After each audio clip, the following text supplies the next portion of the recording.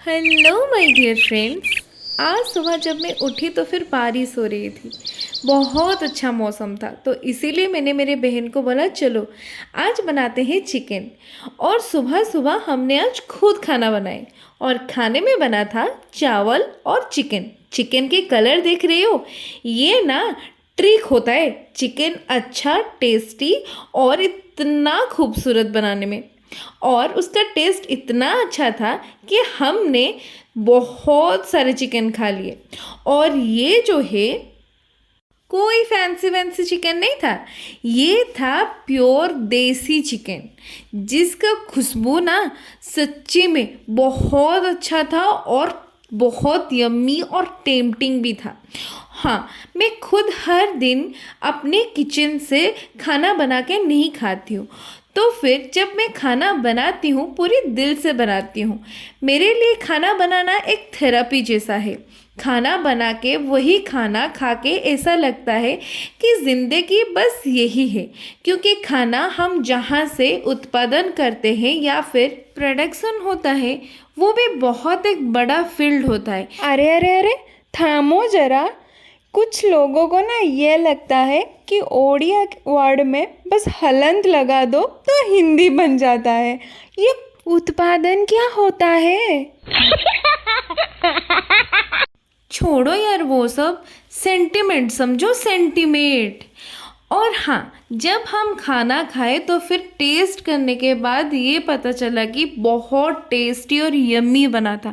सच में कभी कभी खुद खाना बना के खाना भी चाहिए, क्योंकि उसमें से आपको पता लगता है कि आपकी पोटेंशियलिटी क्या है।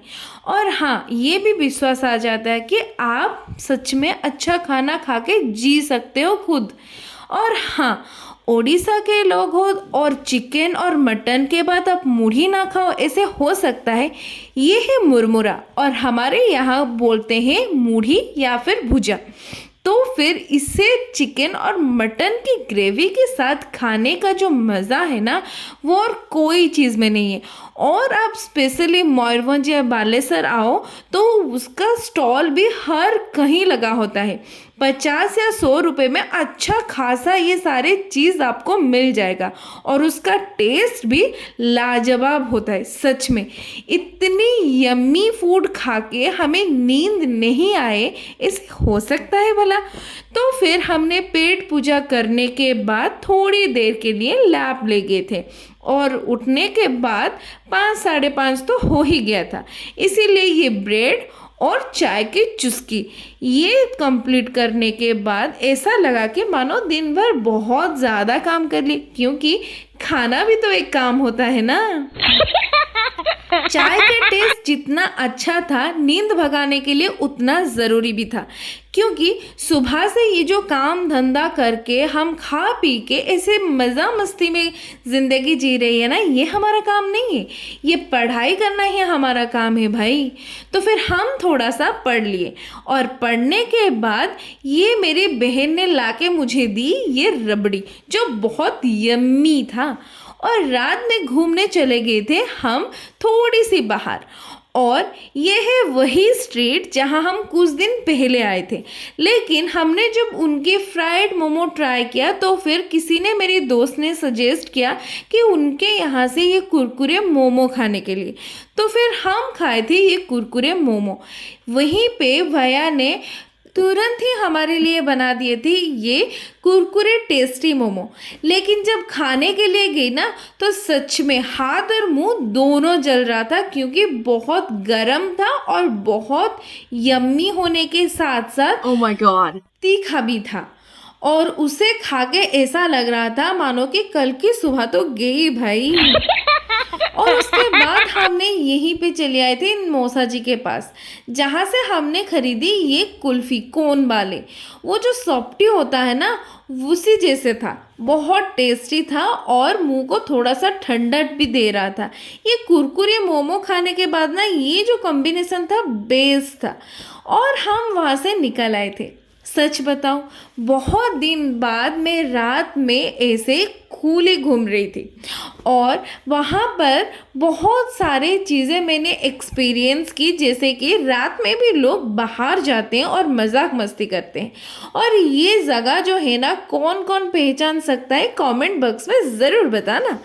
और ये सुनसान रास्ते, सुनसान तो नहीं लेकिन फिर भी ये कम भीड़ वाले रास्ते, रात की हवाएं और ये खुली आसमान, सच में ऐसा लग रहा है ना जैसे कि ज़िंदगी में 4 चांद ही लग गया हो। और सुबह उठ के हम निकल गए थे घर के लिए। घर क्यों गए थे ये आपको तो अगले व्लॉग में ही पता चलेगा। और हमने ये ढेर सारे फ्रूट्स भी खरीद लिए थे। और ये लीची देख रहे हो, ये लीची ना ऐसे पत्ता के साथ ही आजकल बेचते हैं लोग। और हमने रास्ते में थोड़ा सा टाटा ग्लूको पी लिए और वहाँ से निकल आए घर के लिए। घर पहुँचते पहुँचते गर्मी में अपने है या नहीं वो भी हम भूल गए थे। तो फिर घर पहुँचते पहुँचते तुरंत ही हमने एसी ऑन करके ठंडे ठंडी गुलाब जामुन मम्मी ने हमें दे दिए थे।